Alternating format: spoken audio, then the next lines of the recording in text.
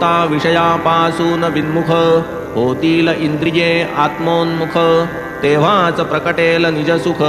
इतर सर्व असुखते जे विषय विकार प्रच्छन्न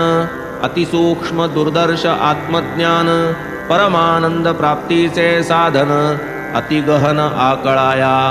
हिरण्यगर्भपदापर्यंत इहामूत्र विषयी विरक्त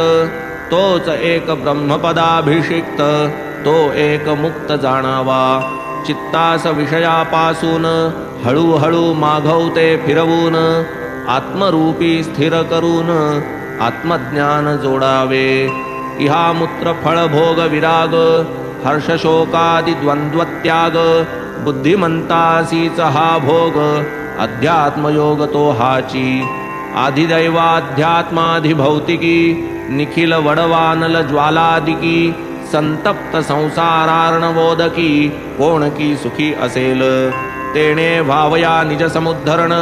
भावे साई प्रसाद संपन्न करावे तच्चरित्रावलोकन श्रवण मनन सादरे हे श्री साईनाथ चरित्र श्रोती सपुत्र मित्र कलत्र परिसता साधेल इह परत्र लीला विचित्र बाबांची सभाग्य श्रद्धाळू श्रोते तेची या कथांचे परिसते परिसता अति हळुवार चित्ते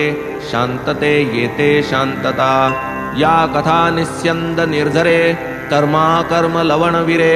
श्रवणद्वारे नयनी शिरे रूप साजिरे साईंचे चरित्र श्रवणे पातका ऱ्हास चरित्र श्रवणे काळावरी कास चरित्र श्रवणे परमोल्हास